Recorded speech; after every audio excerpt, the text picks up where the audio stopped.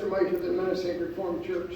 I just want to say we're pleased and also delighted to have the Tri-State Players here performing Treasure Island and Little Women at our facility. With that, I'd like to say a quick prayer. God of all creation, we pray for the success of these performances tonight, Lord, and all that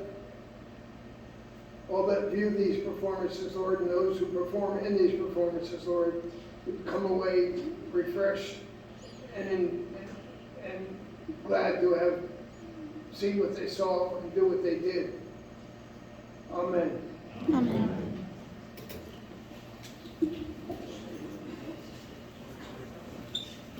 Good evening, ladies and gentlemen. If you would please do as I'm going to do and silence your cell phone. You don't want to be that missing link that everybody's like, yeah, remember.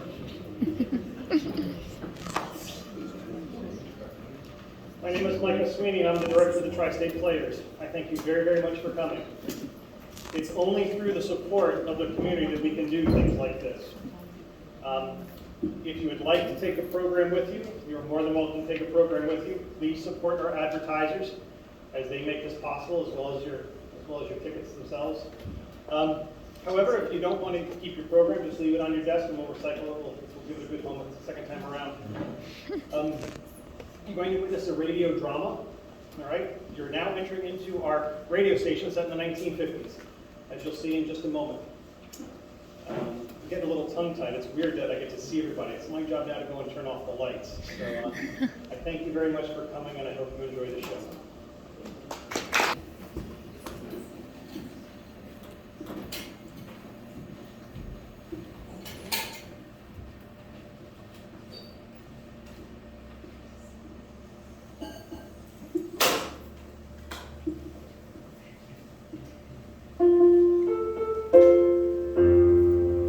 The Tri-State Players and Minnesota Reformed Church present Hollywood.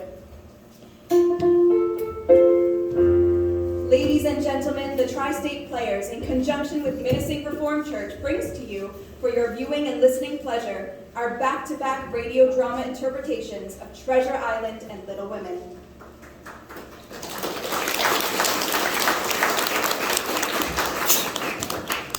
I am your radio announcer for this evening, Megan Hartnett. Please join me in welcoming our narrator, Megan Carlson.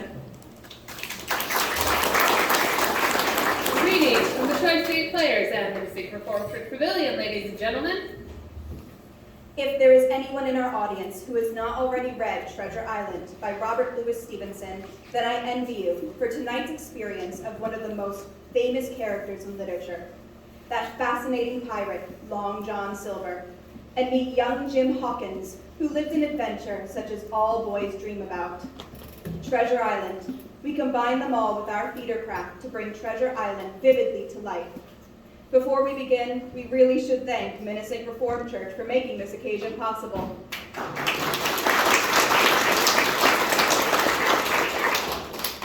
And now, we present the first act of our radio drama, Treasure Island.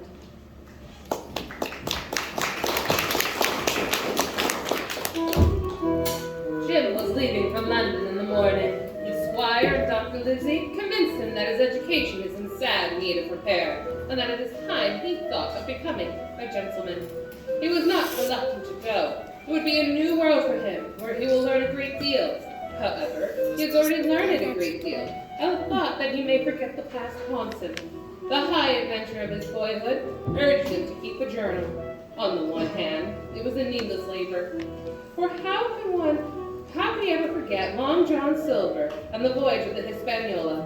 On the other hand, time has a way of clouding the past, and it was a comfort to know that the whole story would always be there between the covers of this journal. The year was 1765, and then, as now, the Admiral Benbow Inn belonged to Jim's mother, Mrs. Sarah Hawkins. The winds still blow and seas still crash, just as they did that late afternoon when the door opened and Jim saw a stranger on the threshold. Rum, boy! Double glass of rum.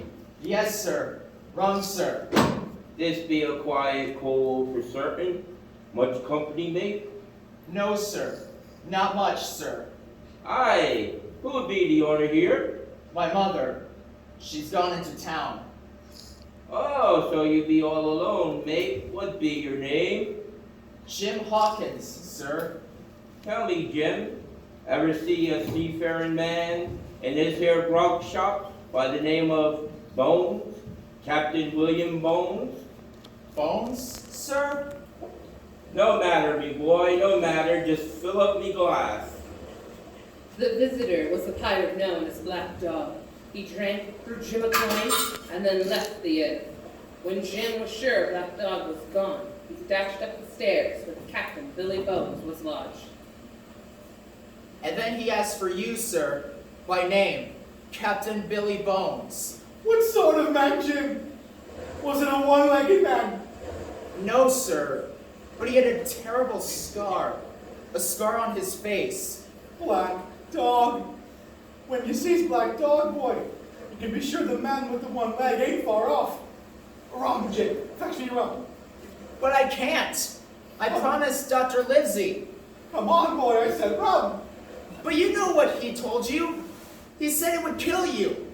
Run for the blood, boy. I got to get me strength again. Jim dared not leave the inn. He couldn't stand there watching the old captain die before his very eyes. He had to go for Dr. Livesey. He ran to the door and flung it wide open. Suddenly a man loomed up before him. Before he could move, the iron fingers closed round Jim's wrist. Or take me to Captain Billy Bones, boy, or I'll break your arm. The man was blind. In his free hand he carried a knobby stick, lifted now as if ready to strike. Jim led him across the room. The Captain Bones scarcely raised his eyes. He just sat there, as in a trance. This is Captain Bones, sir. It's a friend come a-calling, Bill. It's Pew. Pew, with a gift from your old shipmates. Blind Pew! Hugh dropped a piece of paper on the table. Then he grinned, and with no further word, found his way alone out the door. On the scrap of paper was a black spot and 2 words. Until dark, it says, Jim. The black spot. Until dark. But I don't know what you mean. They won't get it out of me. What's rightful mine is mine. Give me your hand, mate. We'll do that one-legged man yet.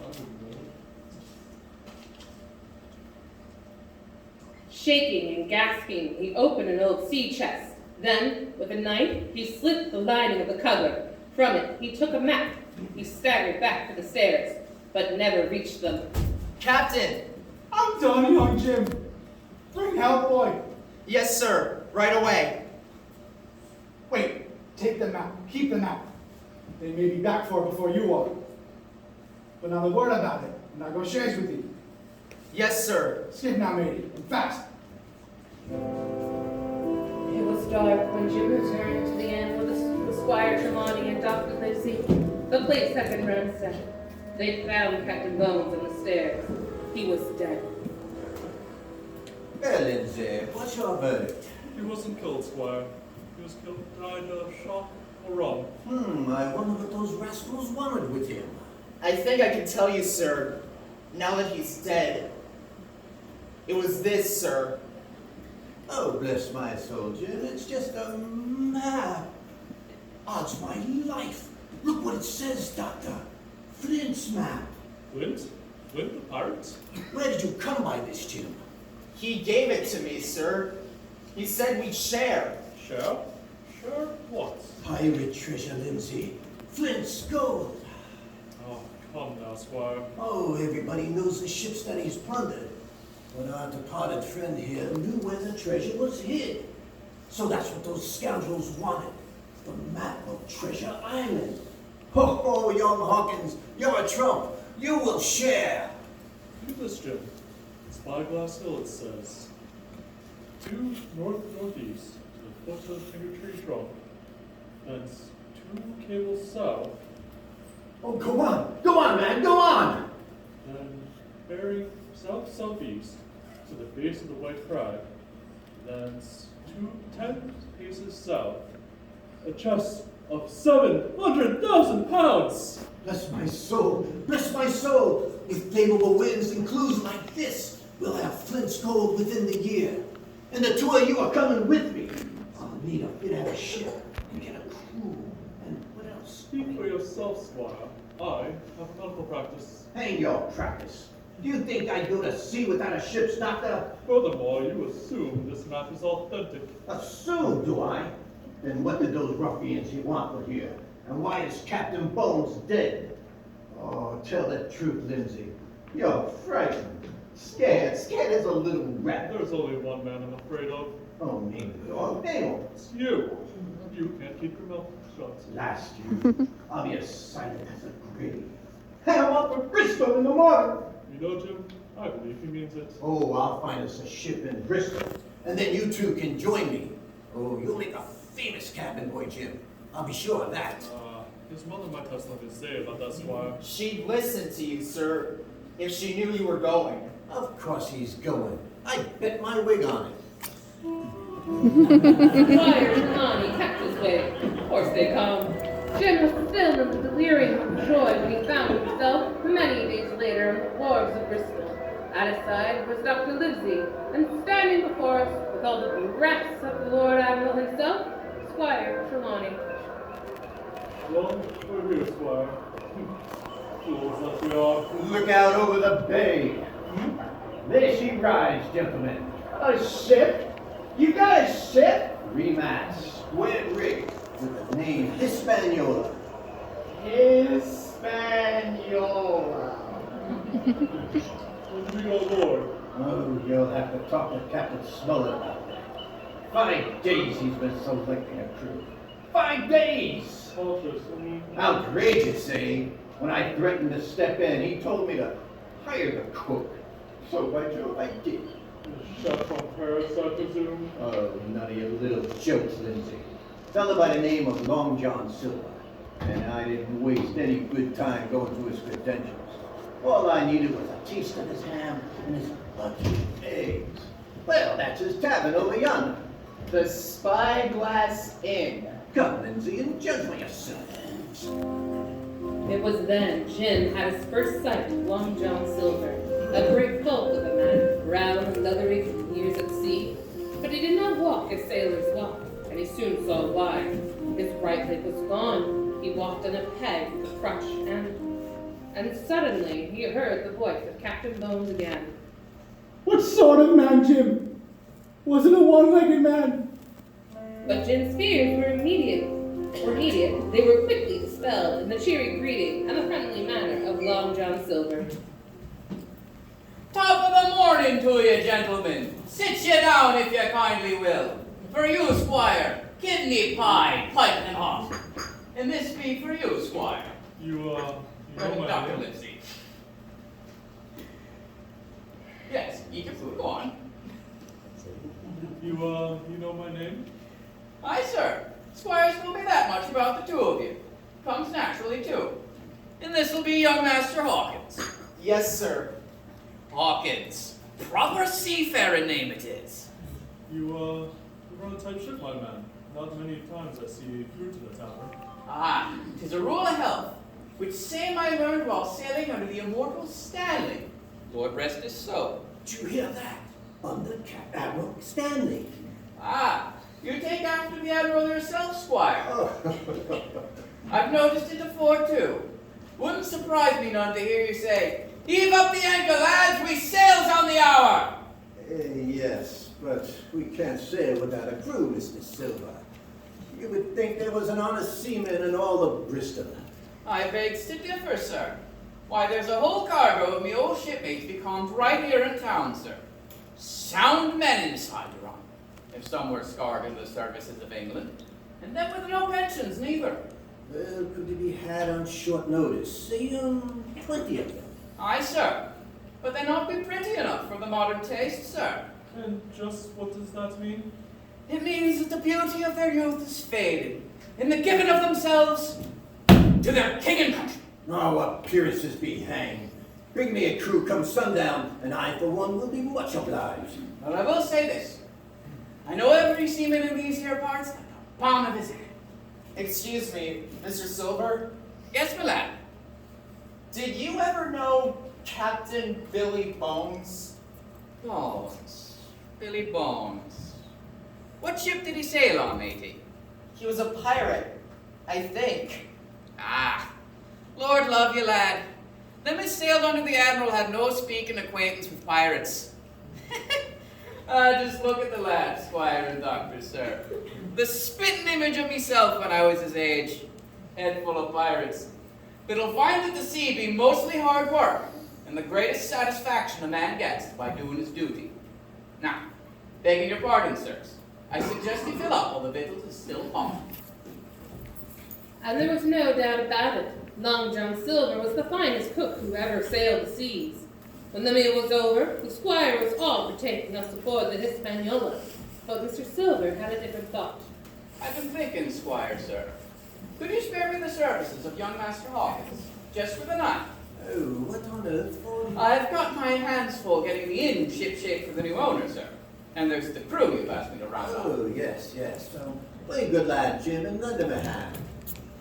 But sir, This way, Lindsay. Oh, and don't worry, Jim. We'll be back by night. Now, suppose you comes with me into the galley, lad. We can speak free there, each to the other.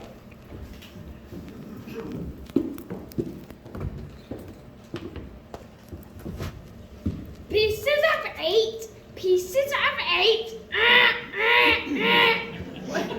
That's a parrot in here. And an evil-minded bird she be. Belay, you old bumbug. Pieces of 8. Pieces of 8. I said belay. Dead men don't look tails. Swearing blue fire in front of a gentleman. is she yours? Aye, lad. Captain Flint, I calls her, after the famous buccaneer. 'Twas the pirates who taught her how to swear. If you want to know about pirates, Jim, just ask old Flinty here. Only I wager is how you can't make her talk. Go on, try. Pirates, Captain Flint! Pirates! Pieces of 8. Pieces of 8. At best, me hearties, at best. Strike me, boy, smart as bait. You made her talk. A pirate's life for me. Captain, look, there. They're out the window. Aye, lad. That man, there on the keys. Be someone you know. Black Dog. He's a pirate. I know he is. Don't leave, matey. I'll call all hands and run him down. Hurry, please. Don't let him get away. There be a pirate, the lad says. Do your duty, men! The men left the tap room. Through the window, Jim saw the pale black dog, who returned quickly and ran. The others after him. But Jim could not help but think that they were letting him escape. He got away, lad. Too quick he was. Pirate, eh? I wonder what he was doing here. Drunken sailor. I don't know, sir. Black dog, eh? Pieces of 8. Black dog. Oh, black dog, here! That's a pistol, Mr. Silver. Aye, matey. And all loaded. Feel the balance. Gee, it's a fine pistol, Mr. Silver. Ah, solid silver. Special made for Admiral Stanley, who gives it to me, Lord Reston. For loyal, conspicuous service. You think you could shoot it? Oh, yes, sir. Ah, that's a smart lad. Now, if you clamp your lights on that there black dog, repel boarders. Yes, sir. Yo-ho, yo-ho. Pieces of 8. Pieces of 8. Now, there's a lad I can trust while I'm out doing my duty by the squire. You're leaving? Ah, and when I come back, I'll have a crew, and you'll have a sidearm. You mean to keep? That be my meaning, matey. Now, be we shipmates. Shipmates! That's a fine bold shake of the hand you got there, Master Hawkins. Clear sailing to you. Silver could move amazingly fast, wooden leg and all, and as Jim watched him striding down the street, he wondered to himself if in all of England there was another boy so fortunate as he was. Out in the harbor rode the good ship Hispaniola, awaiting their voyage, the promise of buried treasure, and Long John Silver as his friend. That afternoon, Dr. Livesey took Jim out to the ship, and then at sundown, Long John Silver came aboard. He had kept his word and brought a crew.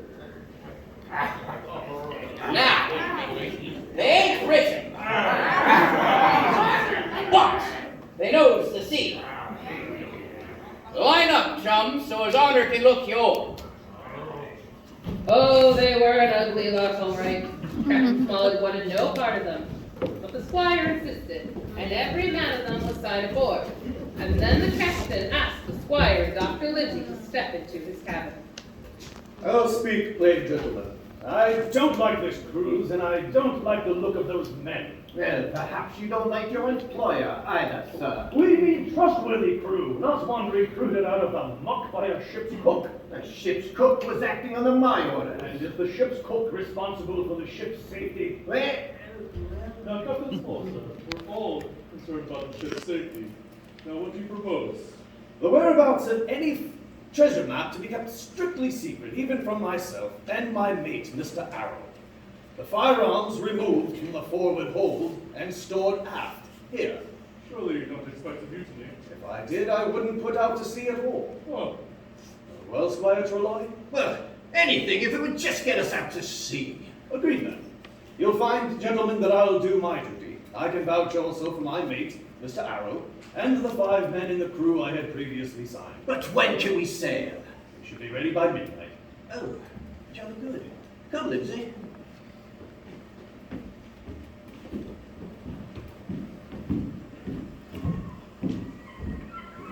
Hang it, old man. Why did you have to take that fellow's part? well, I, for one, assume our captain's a very conscientious man. Well, I find his conduct to be un-English. Downright un-English. That night, in the full of the moon, the sails of the Hispaniola bellied out to the wind. Their voyage had begun. Jim stood watching the lights of Bristol disappear, and then he was aware of someone standing behind him, and a hand clamped down upon his shoulder. Look hard, Jim Hawkins. It'll be many a night before you see Bristol Harbor again. And you'll see other sights, matey.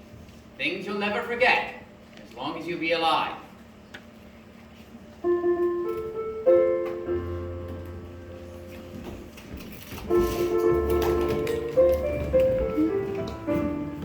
What do you do with a drunken sailor? What do you do with a drunken sailor? What do you do with a drunken sailor early in the morning?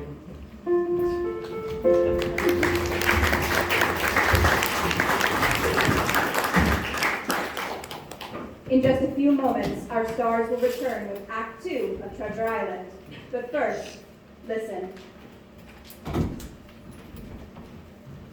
Our story begins with Act 1, the David Kitchen, where Bob and Alice gathered together to mourn in despair over their floor wallpaper, avocado green appliances, and linoleum flooring.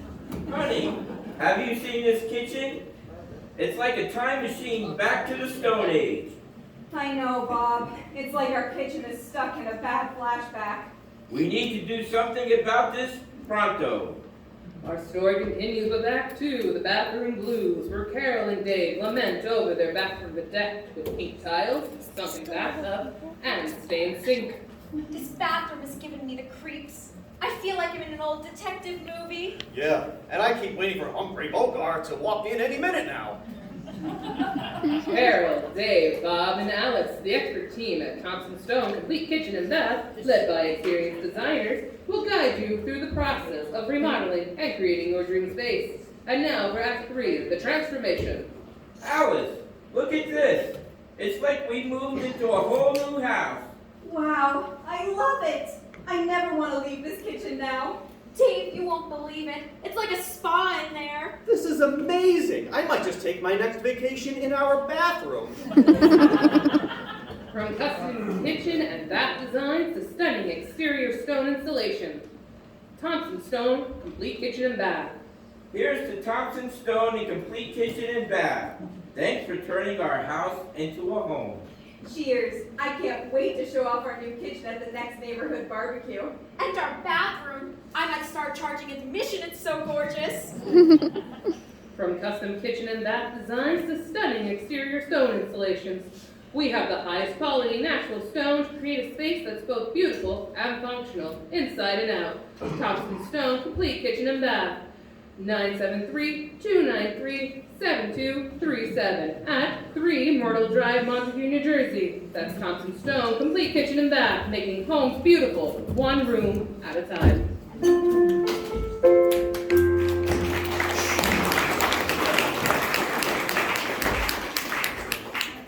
And now, our narrator returns to the microphone for Act 2 of Treasure Island.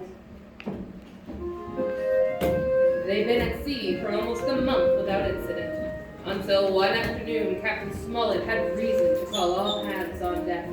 Mr. Arrow, the mate, had found a pistol of one of the sailors. Since this is the first offense, I shall let it go unpunished. But let it happen again, and the penalty will be 15 lashes. 15 lashes! Dismissed, Mr. Arrow. If one man was guilty, Jim was no less so. But he had a friend to turn to, Long John Silver. Belay! Make them walk the plank! Make them walk the plank! Pieces of 8! Pieces of 8!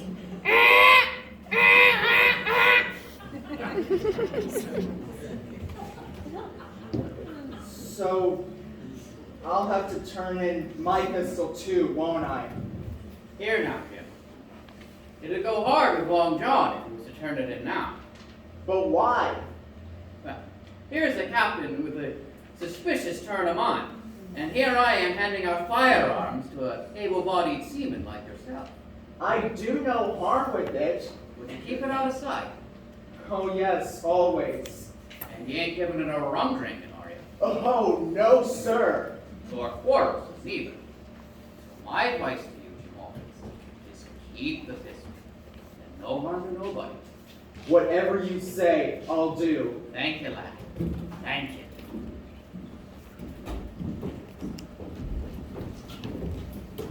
$15 lashes just because I wanted to protect myself. Avast, George Mary. It's time you learned just who's captain around here and who gives the orders. Avast the captain it was. Well, a captain would take that mate and not keep him around for sticking his nose in the crew's business. You lay a finger on Mr. Arrow and you'll answer to me, George. Personal.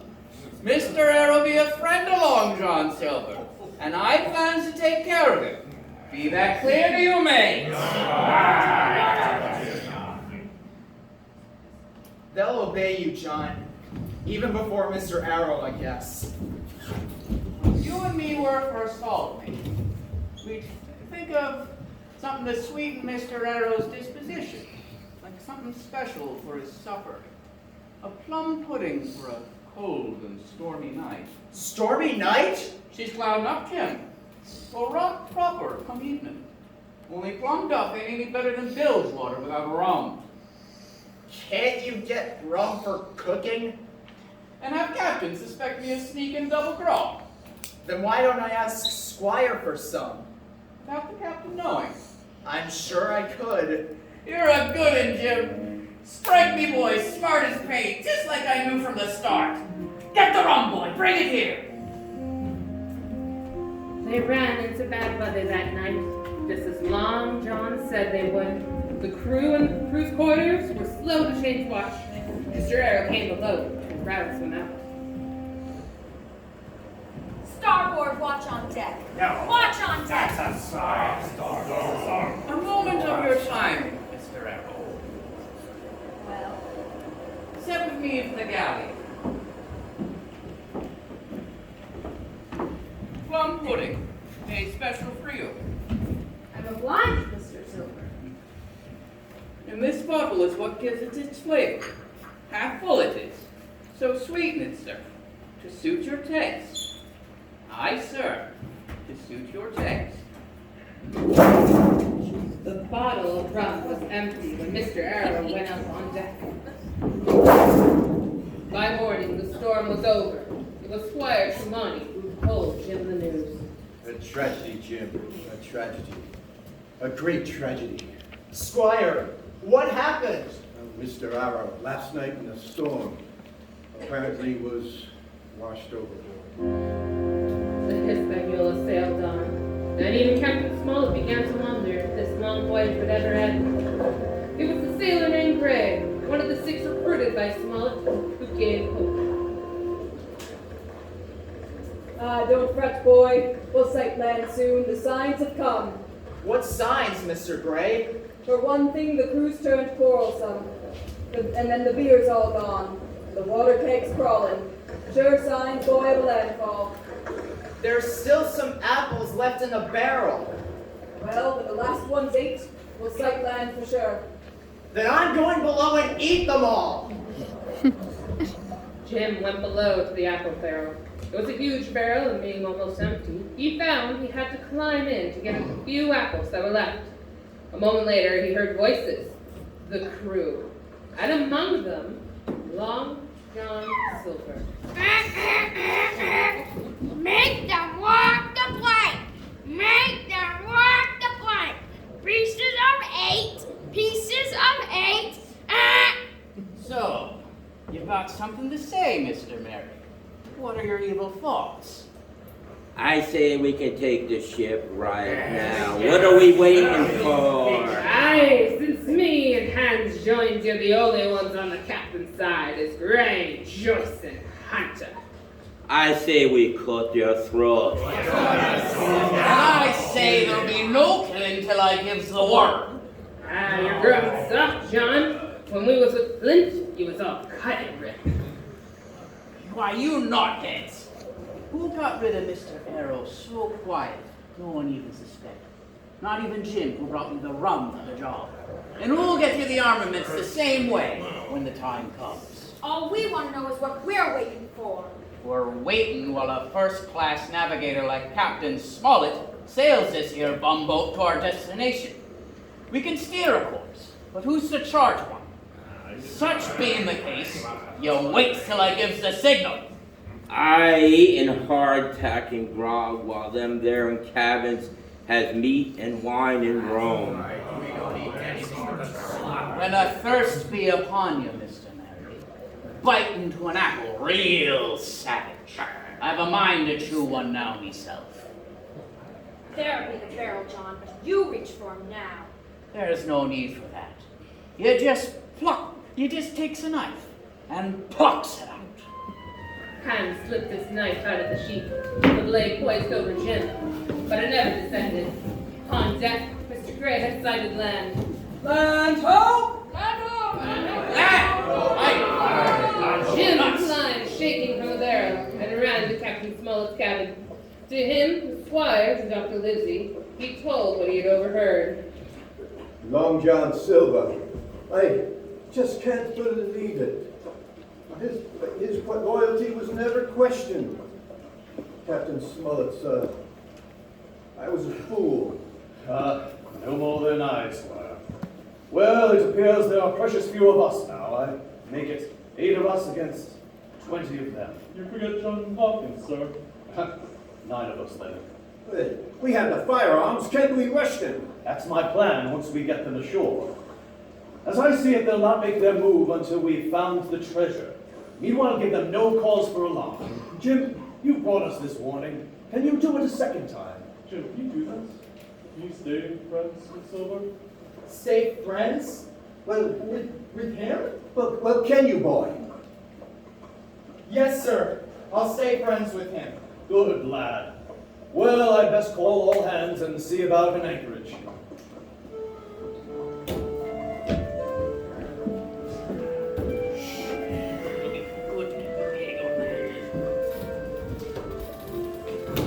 Now then, have any of you ever seen that island before? No, I've never been there. I have, sir.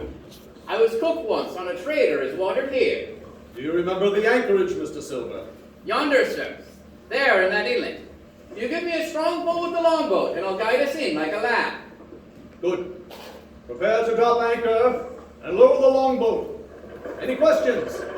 If you please, sir, could I go along with Mr. Silver? Well, Mr. Silver? Aye, sir. Young Master Hawkins could try his hand on the tiller. Permission granted. You did well, Jim.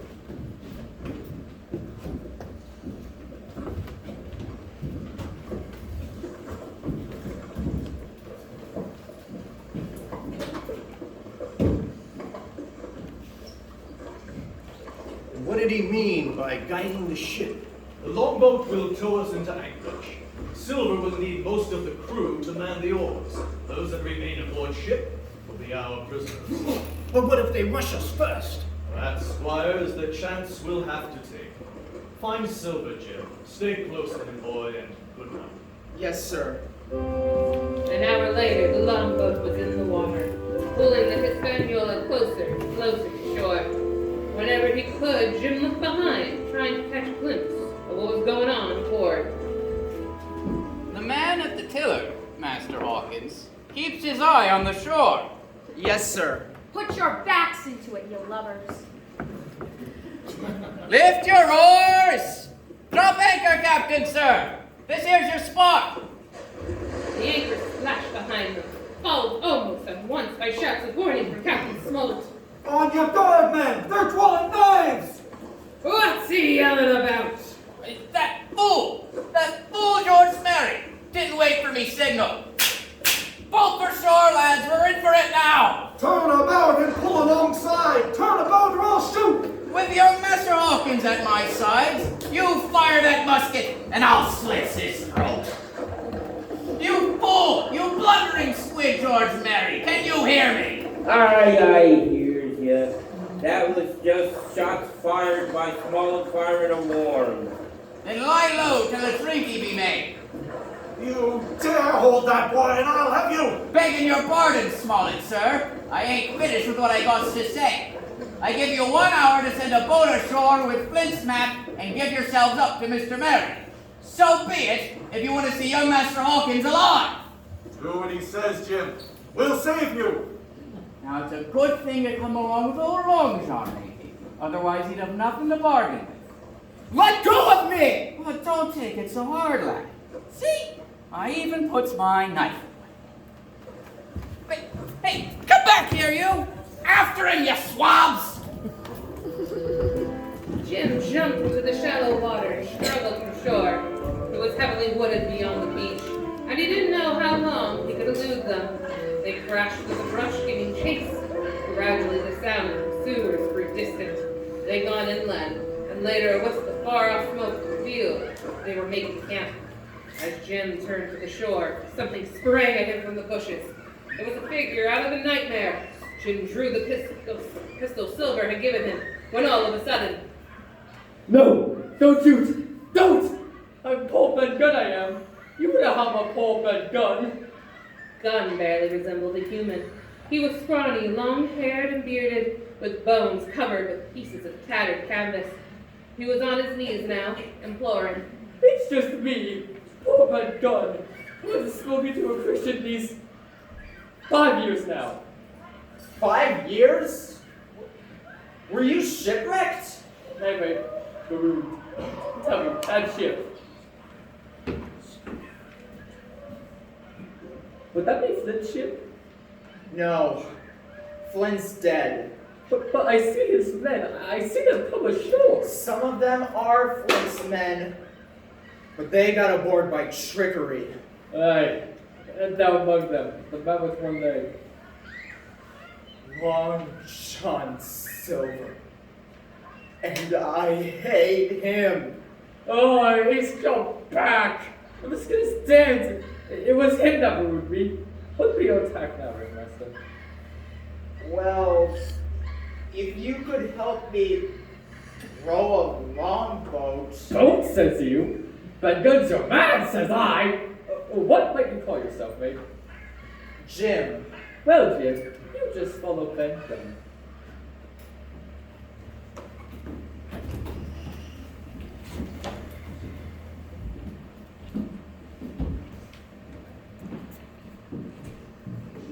sign of anyone on the beach, Squire. Not that I can see. Oh, pray God, the boy is still alive. What about the stockade at the end of the cove?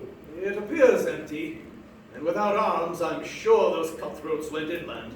Well, there behind the stockade, we'll be able to rescue young Hawkins. Precisely. We'll leave 2 men aboard. There's no way our prisoners can reach the deck. 2 men will suffice. Good, then let's be at it. Stand by, Mr. Gray, to stop the longboat. Ben Gunn led Jim to a cluster of rocks. Carefully hidden among them was a tiny boat. Right myself I did, bamboo, Jim, and goat skin. But first, says I, we'll see the coast be clear for its men. It was then they saw the ship's longboat heading for shore. They were coming for Jim. He'd be saved. Coming ashore, says you. What might that be, says I. Look there, Jim, on the boat. Ben crawling out the portholes and coming along deck. It was all too true. The prisoners trapped in the crew's quarters were escaping through portholes. There were a few shots and silence. Then, from the mainmast, he saw the Skull and Bones flag catch in the breeze. Silver's men had taken over the ship. By now, our friends in the longboat had reached shore and rushed for the safety of the stockade. Meanwhile, Silver had led the men on the shore back to the beach, back to the longboat, out of range of the stockade. Unmolested, they were making their way back to the ship.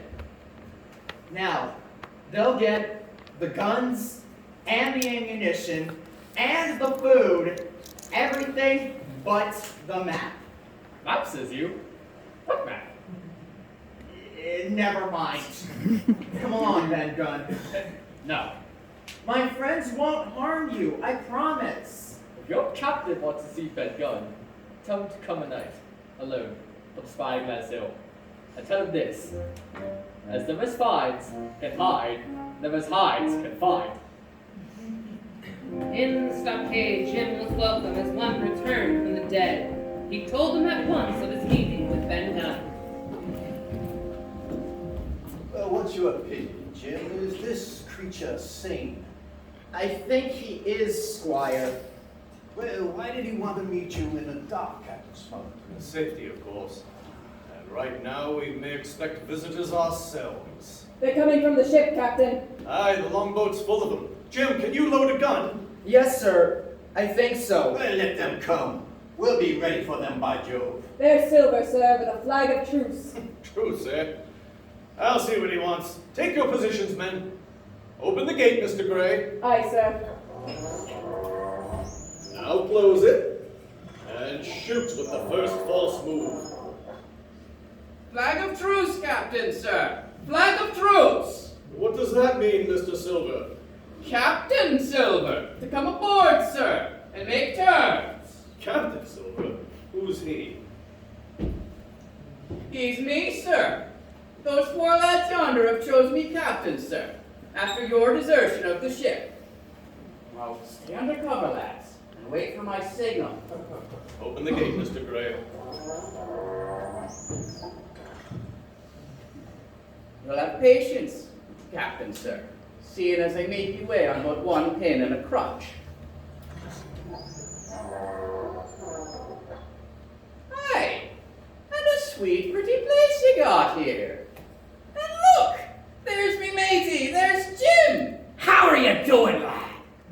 I've nothing to say to you. Squire, doctor, sir. The long and the short of it be this. I has the men, I has the ship, I has the armaments. So here be me terms. You give us that there map, and you can keep your lives. We'll divide the stores, and I gives you me affidavit to send the first ship I sees to come over and pick you up. Your word, Silver? Handsomer you couldn't ask for. Then here are my terms. If you bring yourselves here, 1 by 1, unarmed, I'll clap you all in irons and take you home to stand fair trial. Well spoken, Captain Smollett. Now you listen to me, John Silver. You can't find the treasure, and you can't sell the ship, and your cowardly scum can't fight. So get out of here, double quick. So be it, Captain and Squire. So be it. But before an hour is out, he'll be begging help from me. And them what die will be the lucky ones.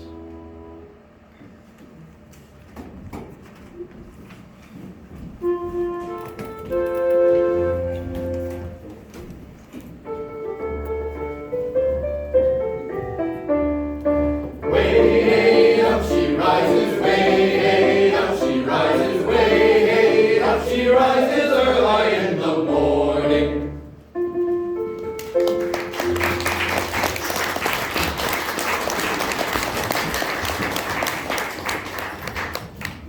After a brief message from our sponsor, we'll resume with Act 3 of Treasure Island. We pause now for station identification. This is WTSP, the Tri-State Players Broadcasting System. You are listening to WTSP Radio, coming to you live from the Minisink Reformed Church Pavilion. We will return with Robert Louis Stevenson's Treasure Island after a word from our sponsors.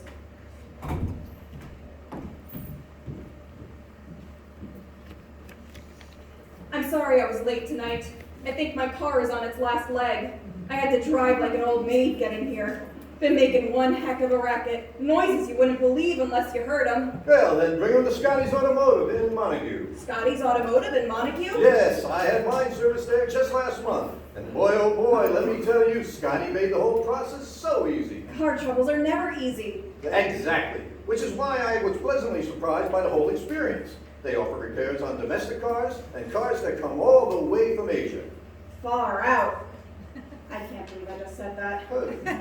Scotty's offers a 10% military discount. All their mechanics are ASC certified, and they offer a free shuttle service to any destination within 5 miles of their shop. So you have some place that they'll be happy to drive you there. You don't say. And if you have to wait for your car to be repaired, they have a clean and comfortable waiting area where they offer snacks and free Wi-Fi.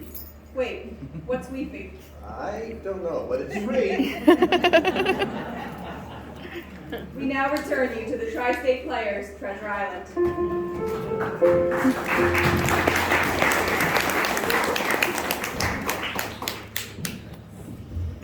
Silver and his men attacked immediately, but the stout legs of the stockade held, and when they were driven off, through, though not without cost, Joyce, one of the loyal sailors, lay dead, and Captain Smollett, wounded. Never before were we so grateful for Dr. Livesey.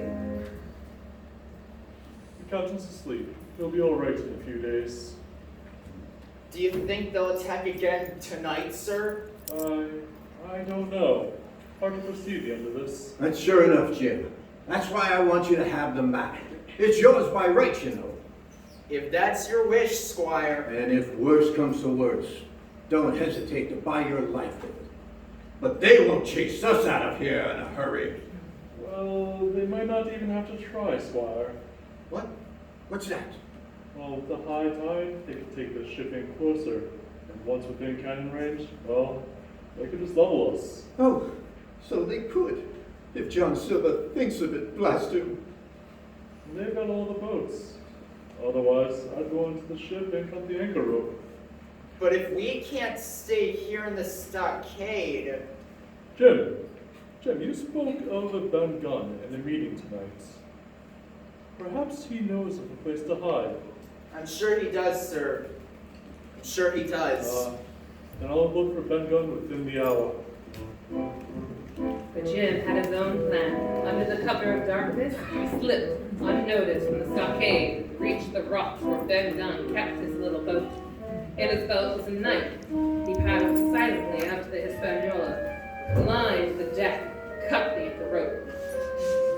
So it'll be you, young Master Hawkins, coming here with me all alone on board. It was Israel Hands.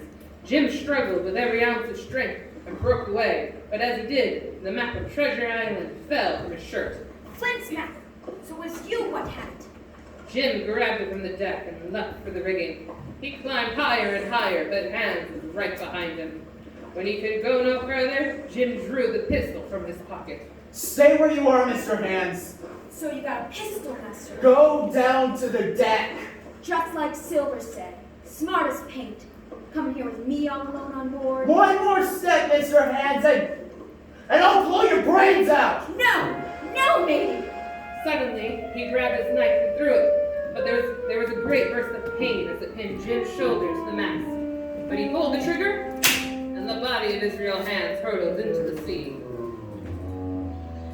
Jim clung to the rope and pulled out the knife, but for moments after was unable to move, and then he saw that the tide was carrying the ship toward shore. He climbed down and made his way to the beach. Dr. Livesey? Squire? It's me, Jim. Open the gates, please. Dr. Livesey? Why, strike me, it's me matey! It's Jim! Silver. Jim fainted. When his senses returned, he was in the stockade. His friends were gone, and in their places stood Long John Silver and his cutthroats. Jim made no move to let them know he could hear their talk.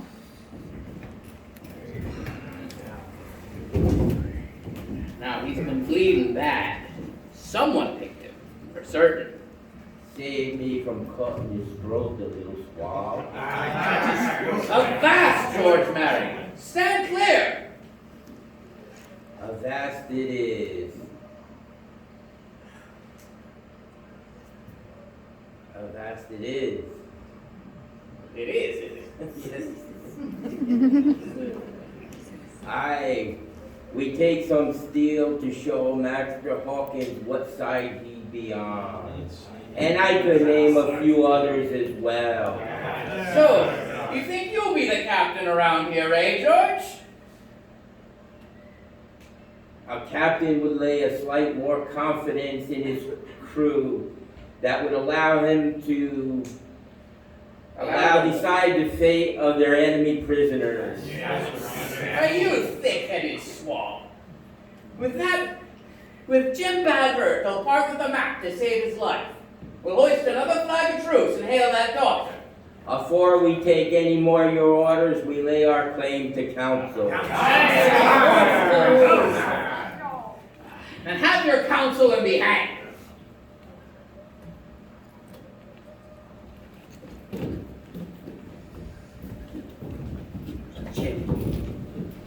Jim, can you hear me? Where's Dr. Livesey? And the squire?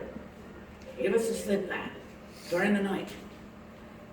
You lay still now. You'll be cared for proper. Old John will fetch that doctor here.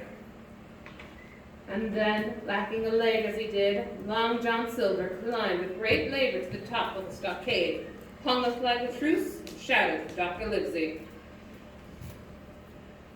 Don't worry, Jim. The doctor will see that flag. And speaking of seeing things, I've been seeing something myself. The Hispaniola, beached on the shore. That be your doing, Jim. That be the cause of your hurt. Yes, I cut the anchor rope. 'Tis a real wicked trick, Jim. And were I you, I'd keep my mouth shut about it.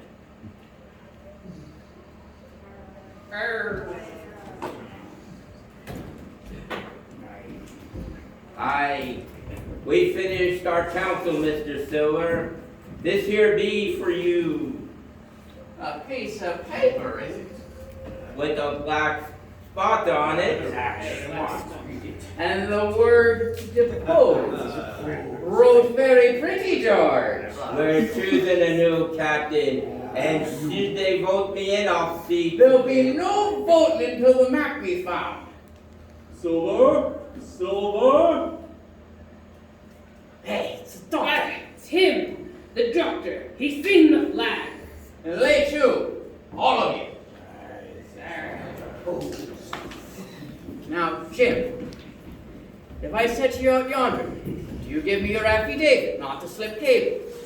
Yes, word of honor. Now, stand by while I parlays, and a sharp lookout on all sides. They met some 50 yards from the stockade. As gently as he could, the doctor dressed his wound. Taking nothing on boys, eh, Silver? Why not me, sir? If it hadn't been for old Long John, this boy would have had his knife, his throat cut. He's gone aboard that Hispaniola, sir, which same he's gone and beached. He's what? Jim? Last night, yes. Even still, when I find the lad, half dead he be, I say to myself, John, you've got to save that dear boy. Oh, so Captain Silver wants to join us again, hmm? I'll be open and honest, as I always am, sir. I do. I think Bull dusted the dear boy. Took to him like pitch, I did. You'd have killed me yourself if you'd have had the map. But you'll never get it. I'll die first. But I got the map, Jim. Be this the same, or be it not? Doctor, he's got it! When I picks you up outside the fort, there the map be in your shirt. But old John ain't human, he ain't. He didn't care about saving his poor little lady's life. All he wanted was this there map. And what good's a map without a ship to haul it? And what's good's a ship, sir, if only to haul me to the hangman? Now, were I to further preserve young Hawkins' life, perhaps you could save mine. You can save Jim? I could protect him from them there scum, but they'll not give up till they see the treasure dug. I wish to speak to the boy, alone. Aye, sir. I'll stand off. Now, Jim, I don't know how you saved us that ship. But I lost the map. But your safety's far more important. Now listen, I'll make a break to draw the fire. Before they have a chance to reload, you make a run for the woods.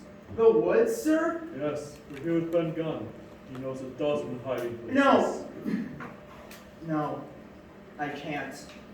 I gave Long John my word. They would have killed me. They would have killed me long before if it hadn't been for him.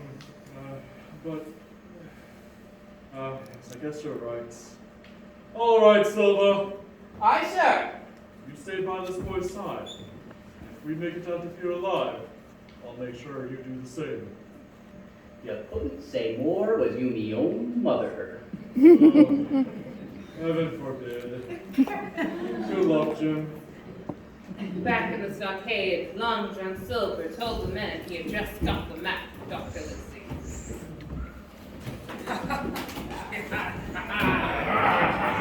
And now, by thunder, I will resign. Elect anyone you please to be your captain. I'm done with you. Come on. At once the treasure hunt was underway. They followed the map with unholy care, and in a frenzy, they started to dig, clawing up the ground like animals. In a matter of minutes, they struck the chest. Wild-eyed and gasping, they heaved it to the surface and broke it open.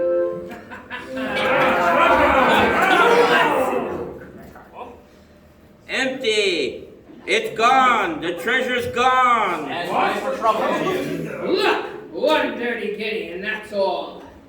There's your 700,000 pounds, Mr. Silver. Hardly worth dividing, is it, George? Aye, so you did make a bargain with the doctor. They've been here first. You can see it in his face. Look at his face, mates. You can see it in his face. Kill him! He sold us out. Well, it's one of me against the lot of you. But I got 2 pistols, and the first one to make a move. Long John Silver fired only once. The other shots came from Dr. Lizzie, the squire, Mr. Gray, and Ben Gunn. Unprepared by this sudden attack, the pirates were now our prisoners. Ben Gunn! To think it was you that done me! That I do, Mr. Silver. Pretty well? I think ye. Robinson Flint scored, says you? Ben Gunn's cave, says I. Cave? What cave? It's true enough, Jim. That's where we've been hiding these many hours. And it's all there, lad. A treasure beyond your dreams. Save one dirty guinea. So it was, just as the squire said, treasure beyond dreams. First came the task of taking their captives to the Hispaniola, then the matter of loading the treasure, and after that, back to shore for Long John Silver. I've been wondering, Captain Smollett, sir, as to how you'll ever clear the vessel and get her out to sea again. I tied in a stretch of canvas and she'll float off whenever we've a mind. Yes, and that brings us to your fate, Mr. Silver. I stands ready as ever, sir, to do my duty. and I like to think I had some small hand in saving the life of young Master Hawkins. And does that excuse you of the crime of mutiny? Please, Squire. He did save my life. Really? You can testify on his behalf, Jim. He'll get a fair trial in Bristol. Now, Captain Smollett, I'd like to take this scoundrel to the ship and clap him in irons. But not alone, Squire. Mr. Gray, you and Jim take them in the longboat.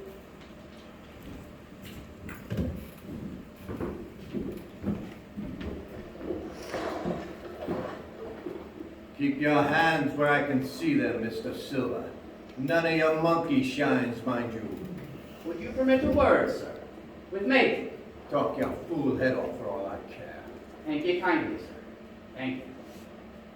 Jim, I be thinking of Captain Flint, I am. She still be in the stockade. Will you take the bird, matey? Only, she can't abide a cage, Jim. None of us like cages, Jim. I couldn't, Long John. You be fond of the bird, lad? I'd like to keep her, but she'd only remind me of you. Ah, no, Master Matey. But I would like to leave a trinket to a lad I respect. Keep your hands in plain sight, Mr. Silver. I'd just be patting the boy, sir. I don't care what you be. Look out, he's got my pistol! Put that down! Put the gun down! Put it down, I say! Jump into the water, Mr. Gray. And you too, Squire. I'll see you hanged on the ship.